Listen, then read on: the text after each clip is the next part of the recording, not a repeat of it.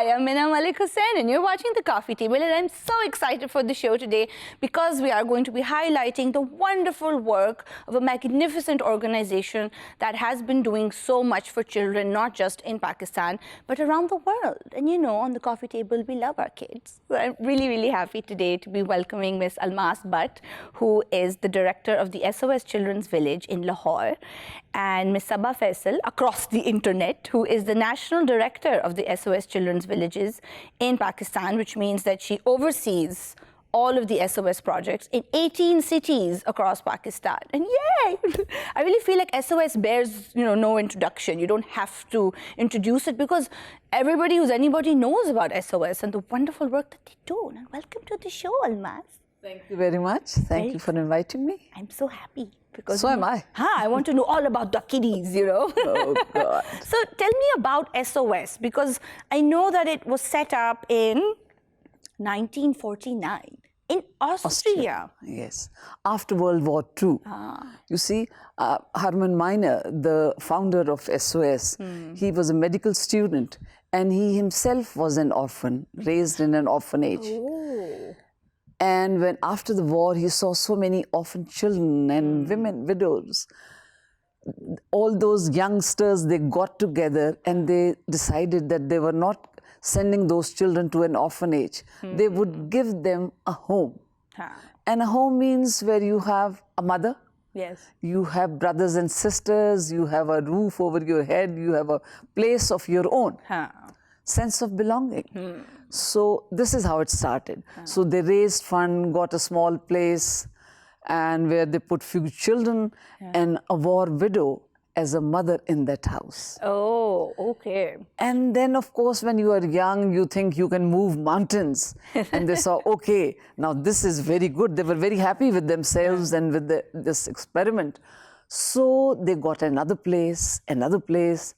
So this went on, and it was noticed by, of course, the people and the government. And then they started to get a lot of support. And this is how it started after the World War II.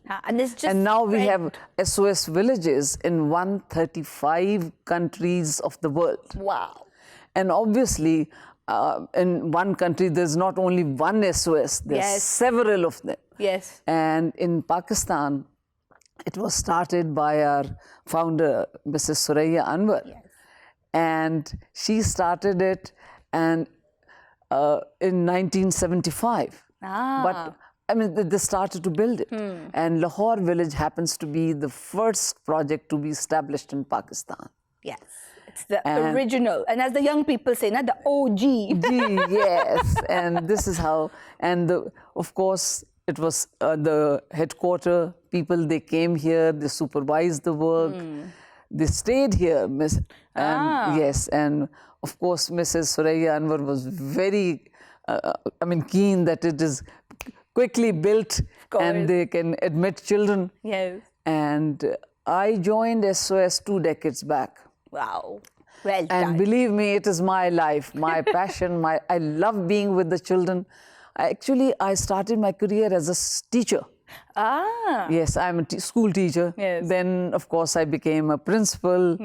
For 10 years, I was a principal. So I was interacting with the children, and I'm very fond of them. I love being with them. And when I was offered this job, I gladly took it because I could be with them all the time. Quite right. And I think that anybody who works with children needs to have a really big heart. Yes, you have a heart in the right place. Yes, absolutely. So, hi, Sabah, can you hear me? Yes, I can hear you. Okay, wonderful. Sometimes you never know with the internet, it really has a mind of its own. So, Sabah, tell me, SOS operates in 18 cities across Pakistan, correct? Yes, that's correct. And because SOS is part of an international organization, then naturally it follows the same philosophy and the same kind of, SOS monitors quality, and it makes sure that every sort of village and every center is being run in a safe and appropriate way. Yes. So let me just give you a slight background about, as Ms. Almas did mention, and she has given you a good background, a platform to stand on. Basically, we are a member affiliate of SOS International, KDI, in Austria. And as Ms. Almas also mentioned, we started the international chapter in 1949 after the Second World War. Yes. And SOS is now in 136 countries. Let me correct Ms. Almas. So even more. and of course in Pakistan, yes, 136, yeah. And in Pakistan, we started in 1975, and of course, the pioneer behind all this, Mrs. Anwar, our president, who is, who I draw my inspiration from, because whenever I'm stuck somewhere, I always look towards her to ask her valuable advice and to ask, how should I approach this, or how should I go about it? And yes, in Pakistan, we have presence in 18 cities. Excellent. And when I say presence, it includes the villages, the children's homes, the youth homes, the schools, the vocational training centers. So all these are covered in the 60 projects we are running in Pakistan. Absolutely. So could you tell me a little bit more? Let's say, I know that the village is sort of step one, and then the youth home is sort of step two when it comes to kids who grow up in an SOS village. So tell me more about the children's homes. Yeah, sure. So when the children come to us for admission, they are obviously enrolled in our village, which comprises of either 10 or 15 homes or units, independent units. Okay. And once the boy reaches adolescence, for 1 year, there is a transition home within the village, where the children, all the boys of adolescent age are placed with a senior mother, and they are there for about a year, and then they are transitioned out to a youth home, which is also adjoining. And where they are, other youth boys, and there is assistant director youth home, along with their own support staff who live in that environment. Right. The youth homes are only for young men. Boys. For boys. Huh? Yes. Okay. When they're 13, 14, we shift them to youth home. But the girls, of course, sorry, Saba. I'm cutting you off. It's okay. Yes. And then the girls remain in the sort of main unit. They keep living in the same house with other children. Right. And they help the mother with the household chores also. And they take care of the little ones, helping them with their homework, school homework, the way they dress up. You know, when there is a party in the village, you should see the little girls dressed up. My God, 101 clips in their hair. That is so sweet. And it is all done by the older girls.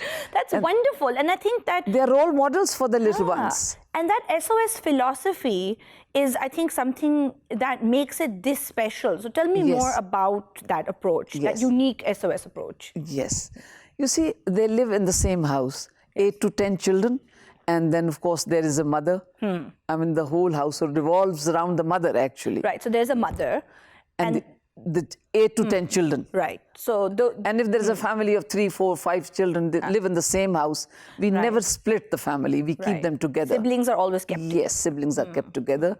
And, of course, their houses are next to each other. That is why it is called a village. It's a very close community. Right. So everybody sort of lives in these family units, and every unit has its own little living space, and then all the living spaces are naturally the 2 bedrooms, the mother's room, there is a kitchen. Every house has its own kitchen. The mother does the cooking, everything. Oh, okay. The So washing. it's an independent home unit. Independent home. So this is an idea that you are sort of growing up in the closest thing you can have to a family situation. Yes, exactly. Then there's a house next door. I mean, you can call them aunt's house and the next door. So they are very close, actually, all the children. That's excellent. And the older girls help the mothers. They take care of the children. They are a role model for the younger ones.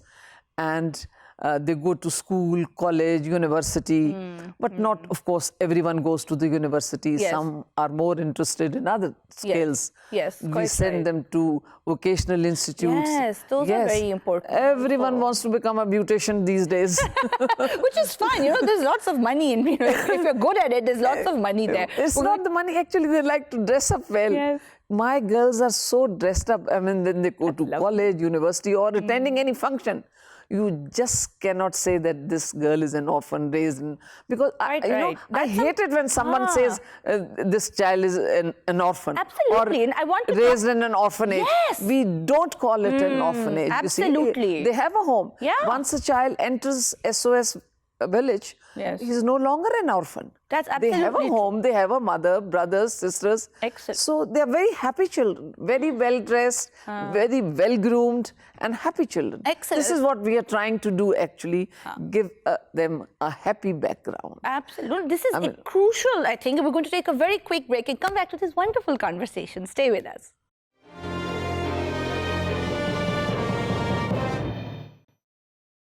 Hi, welcome back to the coffee table. We're talking to Ms. Saba Faisal, who is the National Director of the SOS Villages in Pakistan, and Ms. Almas Butt, who is the Director of the SOS Village of Lahore. And this is just such a...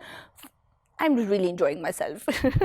So, Saba, tell me more about, well, from what we've been talking about, SOS has a very kind of holistic approach to ensuring that children grow up with love and a sense of family and with respect. And I think a great part of that is also the schooling that SOS provides its children. So tell me more about the schools. Okay, so like you have very rightly put, SOS is the driving force behind trying to inculcate the love, respect, and the sense of responsibility in all our children. When we started out our journey, initially the president and the board, obviously we had the international model to look into and up to. And we enrolled all our SOS children in schools, government-run schools. Right. But very soon, the president observed and saw that it would be much more beneficial for our own children to have a schooling or a school which was set up by our own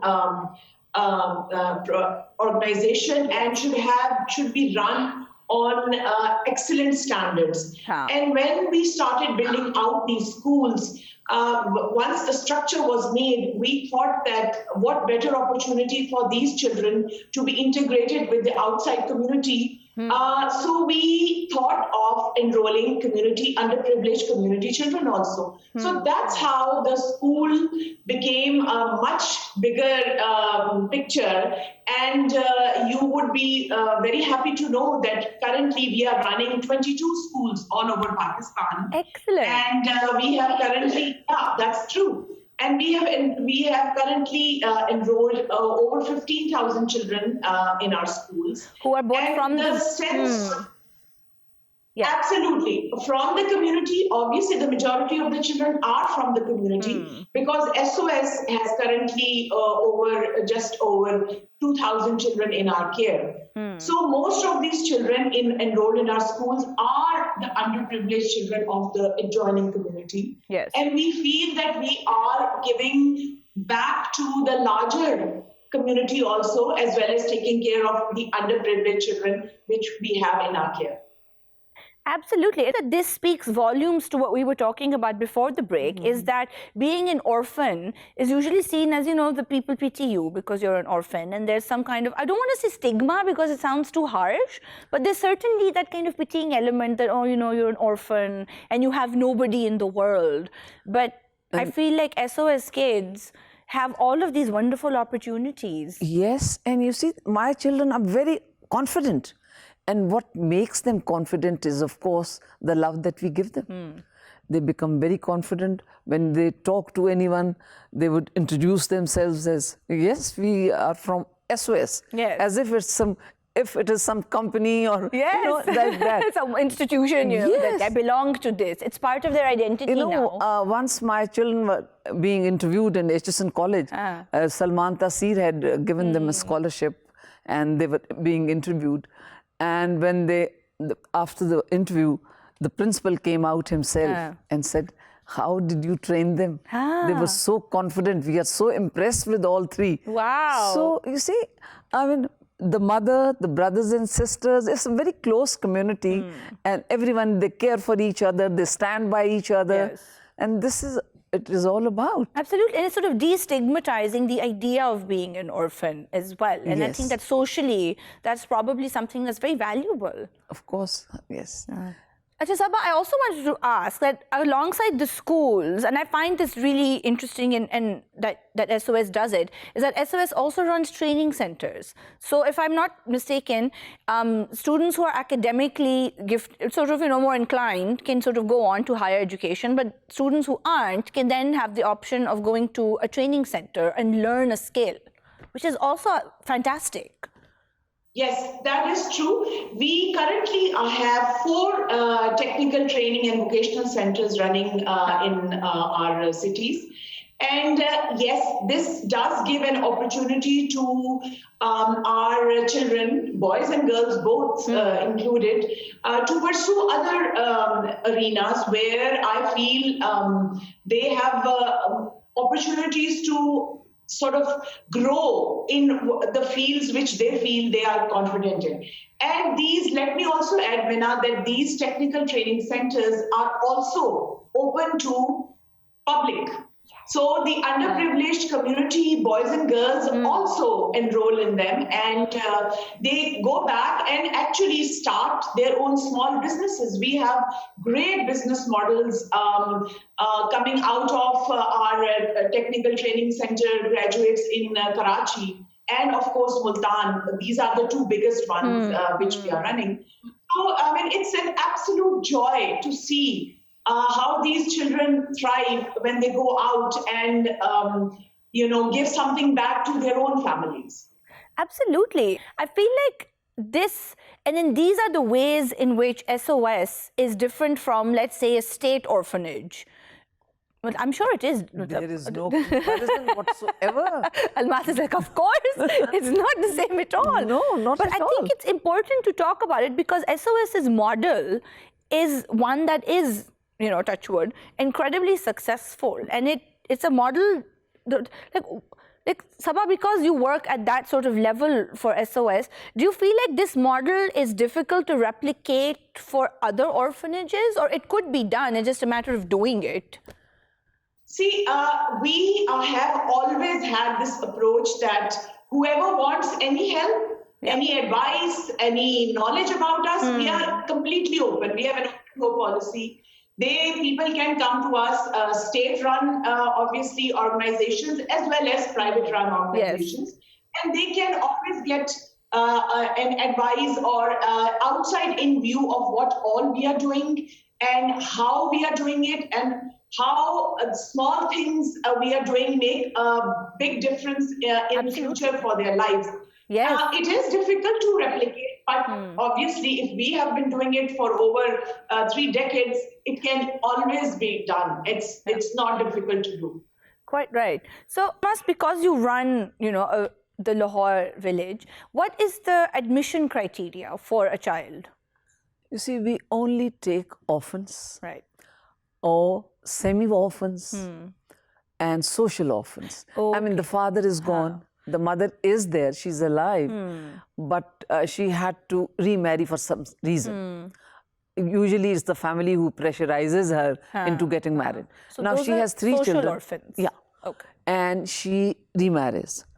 And then after some time, the second husband refuses to keep the children. Or he maltreats them so badly that, poor thing, she would rather have them admitted somewhere else. Yes. I mean, keep them somewhere else. Yes. So they are admitted here. So those are social orphans? Yes. And then semi-orphans are children who don't have one parent. No, you see, the father, supposing he has some disease, incurable disease, or mentally charged, then of course we would take those children also. And then orphans are obviously the ones with no parents. Yes. Or no family. No family. They have a family, of course. They have grandparents or cousins, uncles. They do have some someone or the other.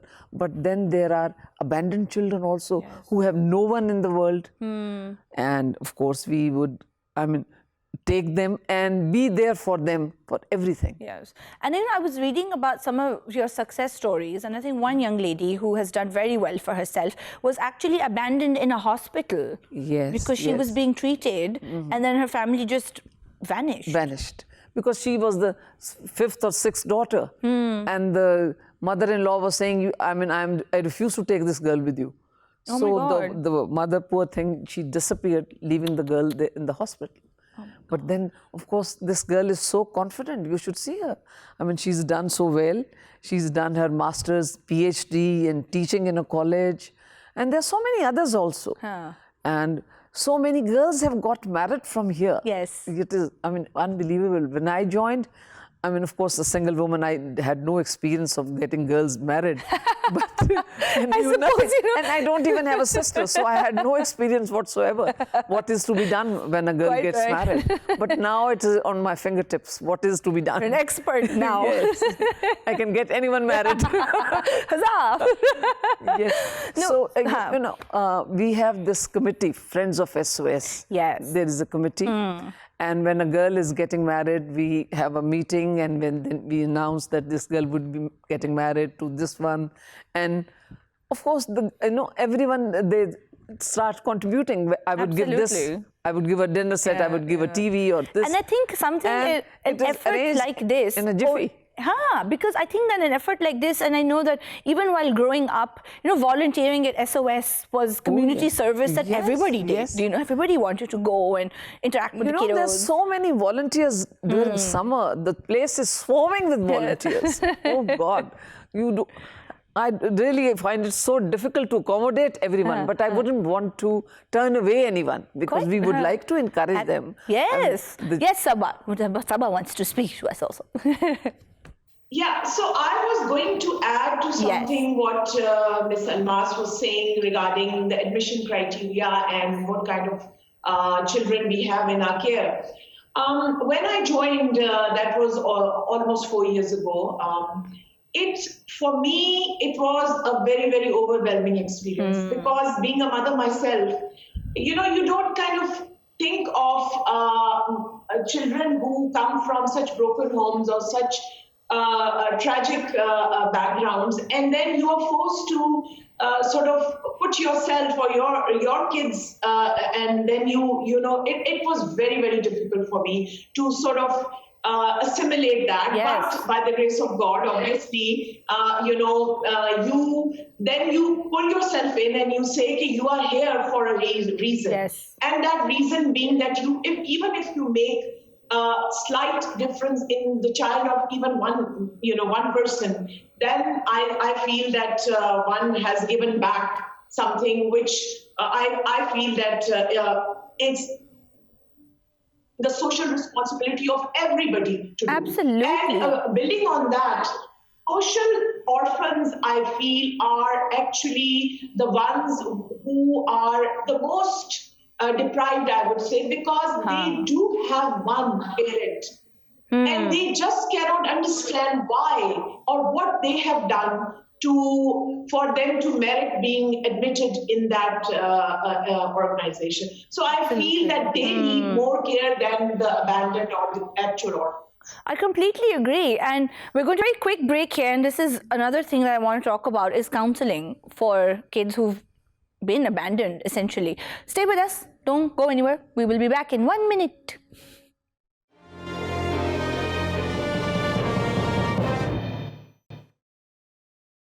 Welcome back to the coffee table. We're talking to Ms. Saba Faisal, who is the National Director for SOS Villages in Pakistan, and Ms. Almas Butt, who is the Director of the Lahore SOS Village. And we've been having such an insightful and wonderful conversation. And Saba, leading on from what you said about social orphans and who do have a parent, in essence, who've...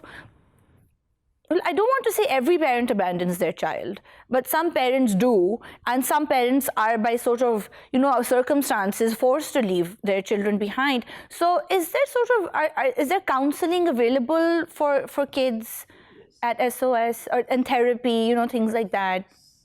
Yes. So, as you had mentioned earlier in the show, that we get our policies, obviously, we look to our international organization for all our policies, which are very strictly followed here, especially pertaining to child safeguarding and child protection.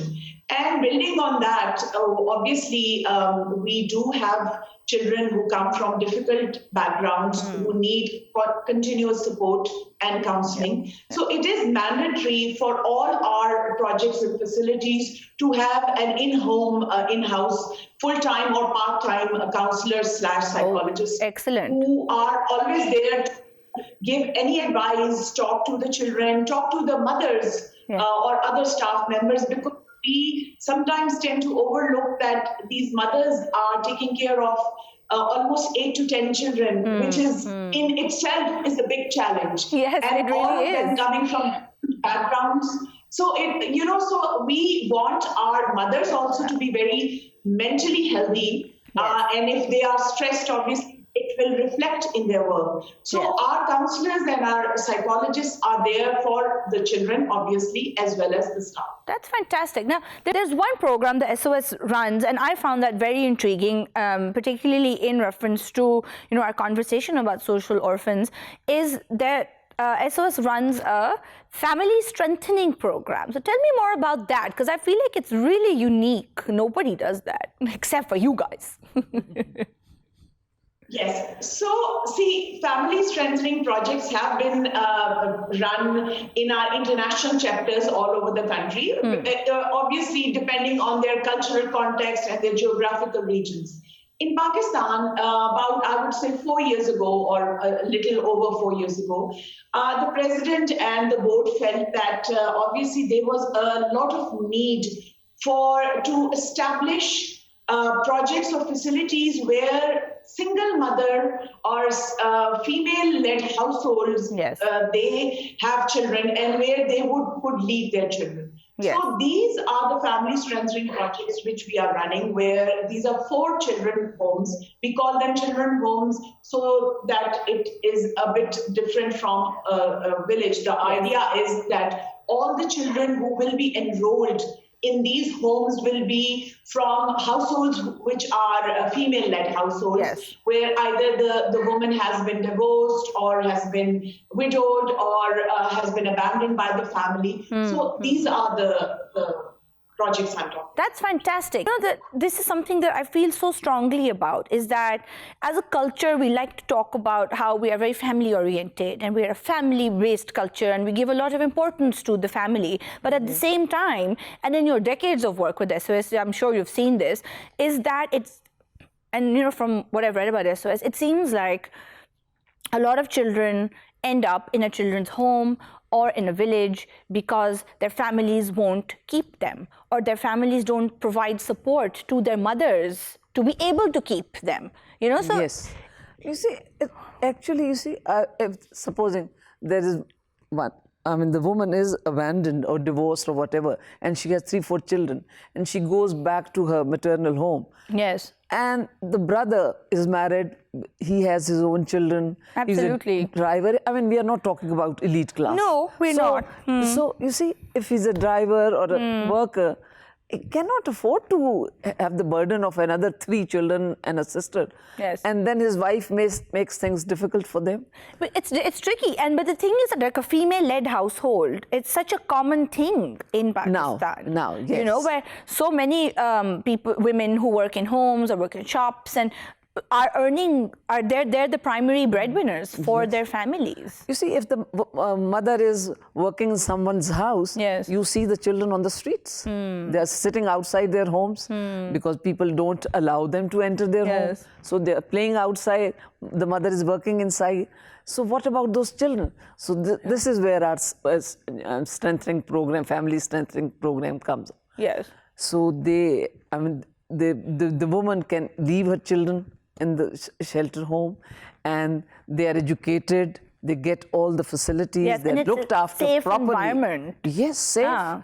And they can take them home on weekends but they are safe and they are getting education. Yes, and they're not just sort of out there. And I was also reading about how, again, I think this is the distinction that SOS does make, is that it's not a boarding facility. No, and no, it's also does not provide, let's say, adoption services. But does this happen that if, for example, somebody calls SOS and says that there's a child that's been abandoned outside my house, or I don't know, in some kind of situation like that, or a child is being abused. It has happened many times, actually. So can people bring that child to yes, SOS? Yes. We would get a call from a hospital, we would get a call from the police station that there is an abandoned baby. Yeah. We would go and take them, and of course we've raised those children.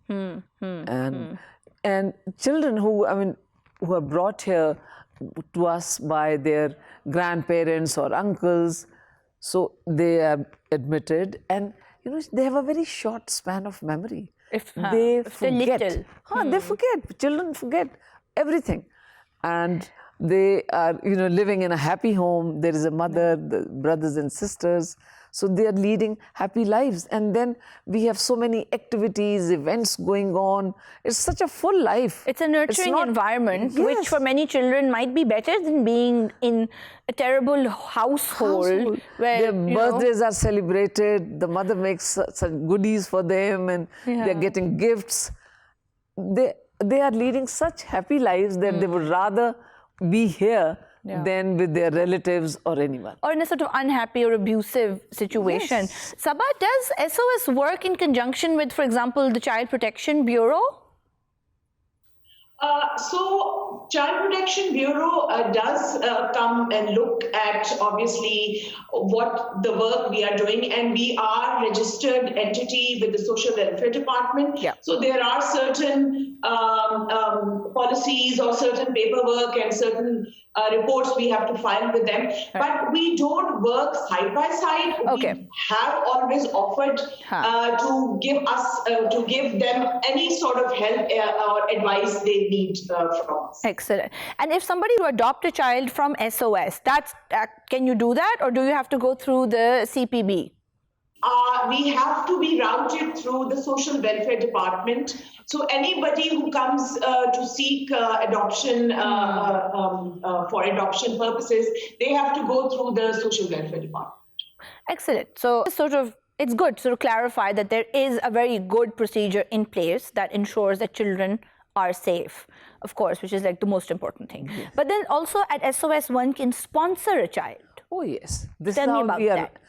Every child that we have is sponsored by someone outside. Right. And it's not much actually, it's 10,000 per month for one child per month. And what does a sponsorship cover? Covers everything. Board and lodging, the education, health, everything. But you would say 10,000 is not enough, of course. But then we get so many donations in kind. That makes up for everything, you see. Someone is giving us soap or oil or tea, or we get a lot of donation in kind, even the clothes, second-hand clothes, and in very good condition, and our children use them happily. But then we get new things like Bata would give us new shoes every year for all the children. So we get a lot of donation in kind, and people come and visit, and the sponsors usually, they bring so many gifts for the children. And that's lovely. That's really lovely.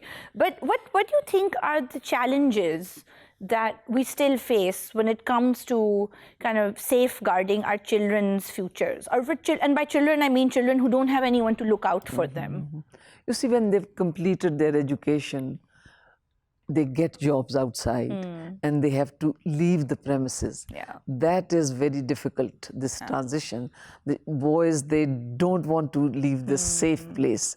They would like to work outside, come back, and this is their home, obviously. So this is very difficult, and it is a big challenge for us, you see, to sending them out. So they don't want to leave. Girls leave only when they get married. Yes. But do they have the option of living in their village, but then also working? Yes, yes. Many are working outside. teaching or in different companies, those who've done their IT, bachelors in IT or MPhil, and some are doing very well indeed, teaching in schools, colleges. But you see, they can come back. They would leave only when they get married. Yeah. And getting a good proposal for an educated girl is not an easy thing. Like, you think it should be very easy, but there you go. No, that is difficult. Yeah. Once a girl was admitted in a university, and she had completed her master's degree, and I was, my God, how will I get married and get her married, and to whom? Yes. Obviously, when you go to the university, it opens your eyes. Oh my God, this girl is doing this, getting married to this. And I think that's why education is so important, because it equalizes, or it at least somewhat levels the playing field for so many children. So, this girl I was talking about who was raised in SOS, and a lecturer from the same college proposed for her. Oh, wow. Yes, and they're both working now, both lecturers, and very leading happy lives. That's wonderful. She drives her own car and comes and visits. And so it is very nice. That's wonderful. I love a good success story. It's so satisfying. It's so satisfying. It gives you a lot of satisfaction. Yes, absolutely. This work gives you a lot of satisfaction. Saba, it sounds SOS has an incredible amount of goodwill in the communities that it works in. So where does the funding come from for SOS? Yes, so SOS is an entirely donor-driven organization, and we are also very proud of the fact that we are the only organization or SOS organization outside of our international chapter which does not take any grant from our international organization. Well done. So this is a very proud moment for the people of Pakistan, because all our donors are Pakistani citizens who are giving us the funds and the donations in kind which are needed. But obviously, we would love to appeal to people who don't know about SOS to come and visit their respective projects in their respective cities and see for themselves what good work we are doing and how we are taking each child and making an individual plan for that child's future. Oh, fantastic. I believe that when you sponsor a child, and if you do it over a period of time, SOS also sends you a little report, a progress report about how your child is doing. So this is the small connection we have with all our sponsors, because obviously most of them want to know about the child they are sponsoring and what that child is doing, how mentally also challenging the times are for the child. So there is a small report which obviously the village directors are behind all this, and they sit down with their sponsorship coordinators and they make a small report of what the child has been up to for that year, and we mail it out to the sponsors along with a handwritten, handmade card by the child. Oh, that's so lovely. And Almas, I'm sure that you have sent out so many of these reports. Yes. And do you see that many sponsors have a long-term relationship with their child? Oh, yes. They visit also. They can take the child out for a little while. For each shopping. Oh, children love that, when lovely. Yes. And I think that it really ties really nicely into our cultural sort of... Some sponsors, they're so interested in the child. They would like to spend celebrate the birthday of the child with they bring gifts. That's wonderful. And then when a sponsored girl gets married, they contribute. They even visit their homes. Oh, that's lovely. Because obviously I cannot visit every girl who gets married. Yes. So often I would love to, but I don't have time. But I think that that's really wonderful. But the sponsor, they make it a point to visit the girl and see how she's doing. Yes, and I think that that's such a positive relationship. Oh, and it's not one where you're pitying anyone, that same thing that we talked about, not the orphan child. No, it is not. It's like the sponsor is their guardian. And I their think guardian, that yes. ties in really neatly with our own kind of religious/cultural idea that you should course. look after orphans and be their guardians. And SOS makes that possible. Of course. And the children are so proud when a sponsor visits them. My sponsor has come. They brought this gift for me. Sponsor, as if some alien creature, They don't think this child, this person is sponsoring me and giving help, or they think it's not, and I think that's where the sort of whole SOS ethos of respect and dignity. Yes. Is sort of reiterated, that each child has dignity and their own respect, and it's all right if they don't have a family set up, but now they do actually have a family. A sponsor would bring a bag of candies, and the child would offer it to everyone. Oh, look, my sponsor brought it this. Yes, it's so special. All children feel like kings when they are giving the other sweeties. Yes. They really feel good about it. Wonderful. Thank you so much, Almas. And thank you so much, Saba, for being on the show. And thank you for all the wonderful work that you are doing and continue to do. Thank you for inviting us. Huzzah and huzzah. And, thank you, Pakistan, for looking after all the orphans. And I think it's such a proud moment for us to be able to say that the SOS villages in Pakistan don't need help from anybody, because we are all Pakistanis are helping us. We're all sort of together in this, and we're all looking after our children. Thank you guys for watching. If you're watching this on YouTube, don't forget to like and subscribe. Look up SOS. They have a Facebook page. They have a really easy way of being able to donate to them. Even if you don't sponsor someone, you can still donate. When COVID is over, you can volunteer. It's a wonderful organization, and I encourage all of you to support it as much as you can. Thank you guys once again, and we'll see you next time on the coffee table. Bye now.